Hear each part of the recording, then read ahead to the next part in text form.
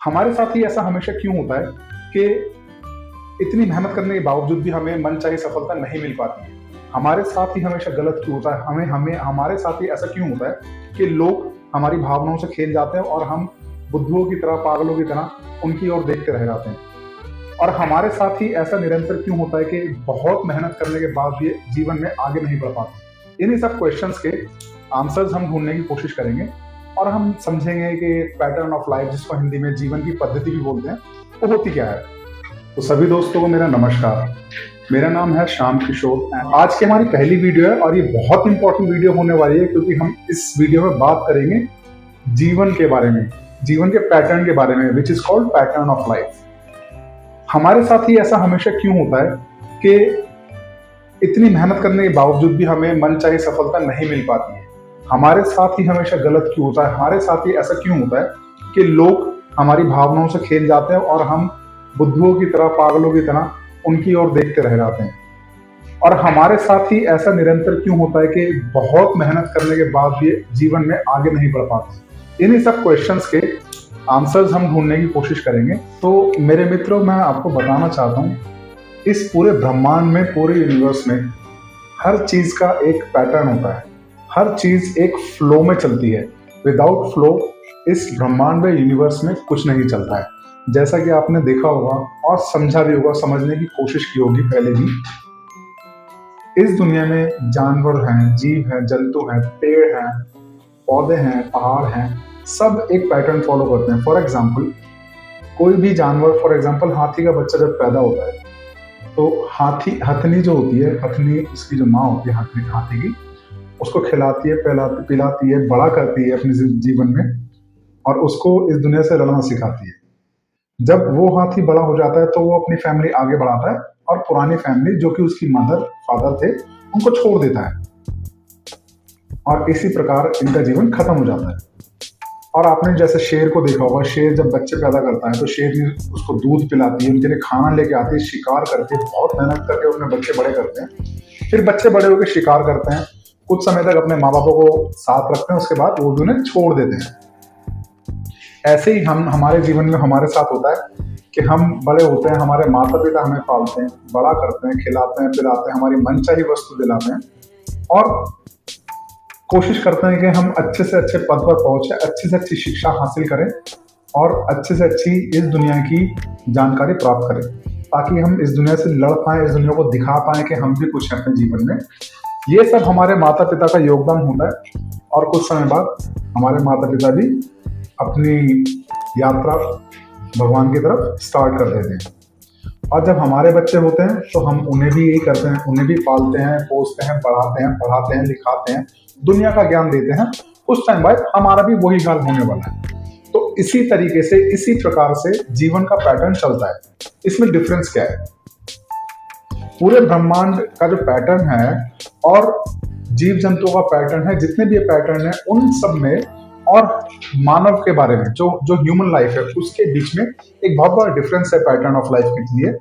वो ये है कि जीव जंतु, कोई भी इस दुनिया में पक्षी है, जो जानवर है, वो सब लोग अपने जीवन की पद्धति, अपने जीवन का पैटर्न को चेंज नहीं कर सकते, जिसमें कि हम इंसान अपना जीवन अपने अनुसार जी सकते हैं। हमारी छोटी छोटी आदतें जो होती हैं, जिनको आप बोल सकते हैं, जैसे कि स्वेटर बुनते हैं। स्वेटर बुनते वक्त एक ऊन लेके आते हैं, ऊन का गोला लेके आते हैं, उसको वीव करना शुरू करते हैं, उसको सीना शुरू करते हैं, हमारी दादी माँ, हमारी माँ।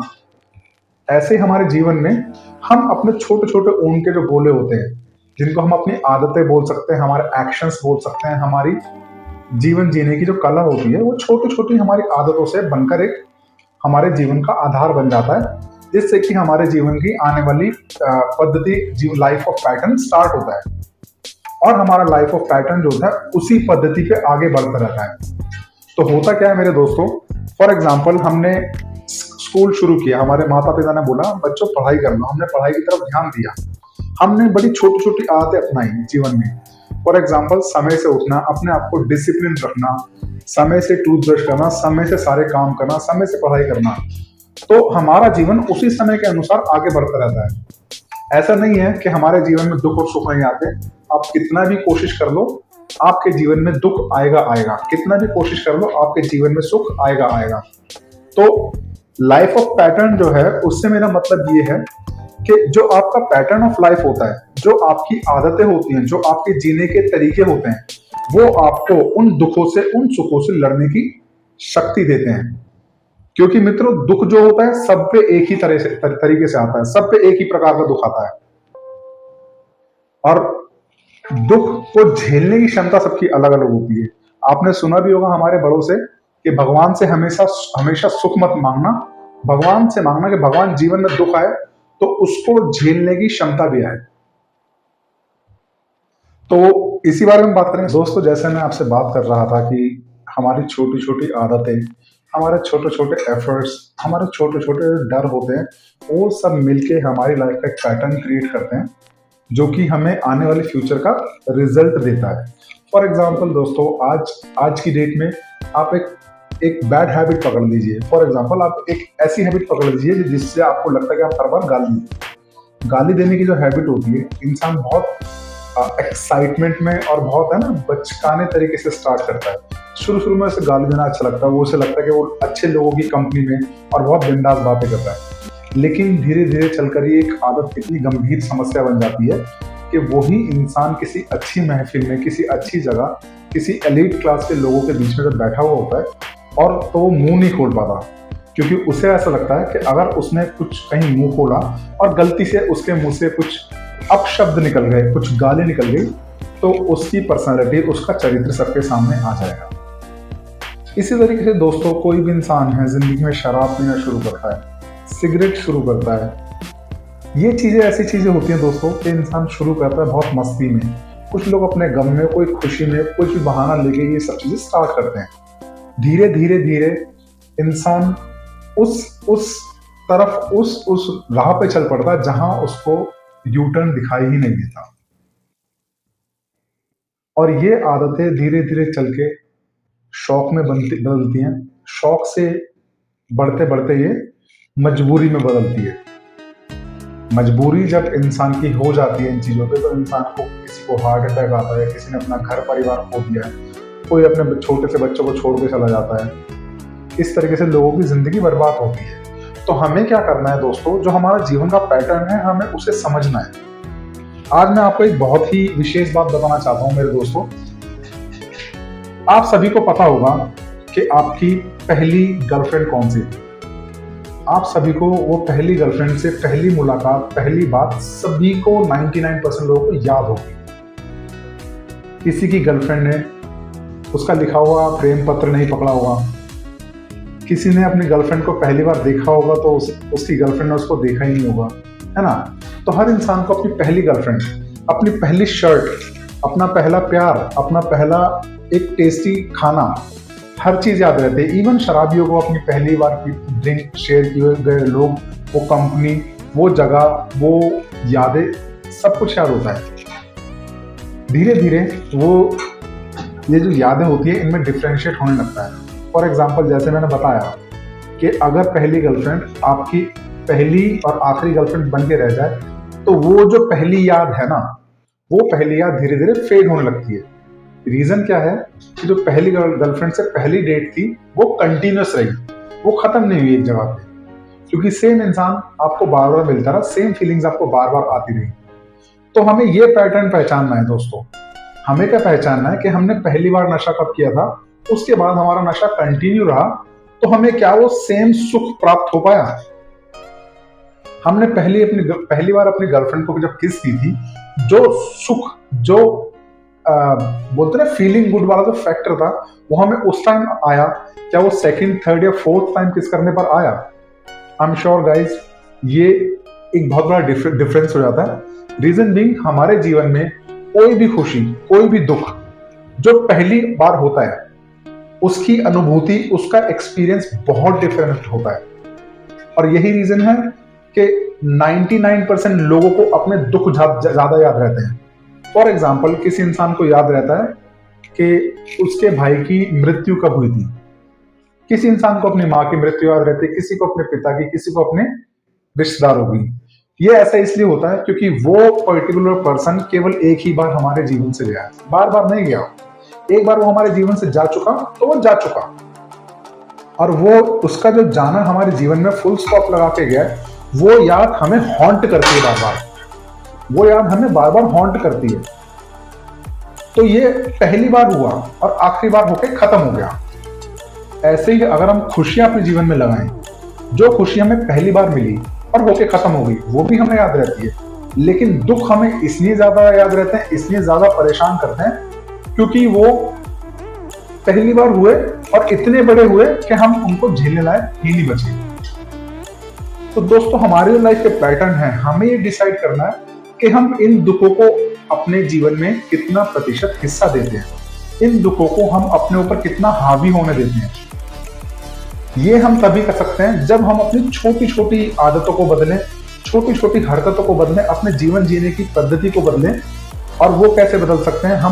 हमें अपने जीवन में कोई बड़े चांसेस नहीं लेने हैं, कोई बड़े एक्शंस नहीं लेने हैं, हमें अपने जीवन में छोटे छोटे गोल्स सेट करने हैं, उन्हें अचीव करना है। फिर छोटे छोटे गोल्स को सेट करके ऐसे करते हुए हमें धीरे धीरे आगे बढ़ना है। फॉर एग्जाम्पल, आप चाहते हो कि आप सिगरेट छोड़ दें, आप चाहते हो कि आप मोटे हो गए हो बहुत ज्यादा, आप एक्सरसाइज शुरू कर दें, तो उसको एकदम बड़ा टास्क मत बनाइए। आप ये मत सोचिए कि मैं रोज की 40 सिगरेट पीता हूँ तो कल से मैं 0 पीऊंगा। वो आपसे हो ही नहीं पाएगा, क्योंकि आप कल जरूर सिगरेट पिएंगे और ऐसा होने से आपका कॉन्फिडेंस लूज होगा। आप खुद से बोलेंगे, यार मुझसे तो हो ही नहीं पाता, तो मैं कैसे कंट्रोल करूं? तो गाइज, इस चीज को आप पार्ट्स में कीजिए।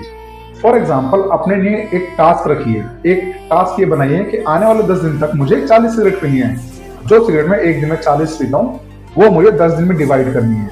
तो एक दिन की हो गई 4, ठीक है। आप उन 4 सिगरेट को टाइम के हिसाब से डिसाइड कीजिए कि एक सुबह, एक दोपहर, एक शाम, एक रात। ऐसे करके 10 दिन में आप देखेंगे आपके जीवन में धीरे धीरे इस चीज का महत्व कम होने लगेगा, धीरे धीरे आपकी बॉडी से वॉश आउट होने लगेगी। और जैसे जैसे आप छोटे छोटे अपने गोल्स अचीव करेंगे, आपकी जो विल पावर है वो और भी ज्यादा स्ट्रांग होगी। जितनी ज्यादा आपकी विल पावर स्ट्रांग होगी, आप अपने जीवन में उसी प्रकार से अपने आप को सफल बना पाएंगे। इसी तरीके से कोई भी बुक पढ़नी है, कोई भी हमें पढ़ाई करनी है, एकदम मत सोचिए कि आज ही मैं सारी बुक खत्म कर दूंगा। केवल उतने ही शब्द पहले दिन पढ़िए जितना आपको इंटरेस्टिंग लग रहा है, जितना आपको लगता है कि हाँ भाई मुझे समझ में आ रहा है।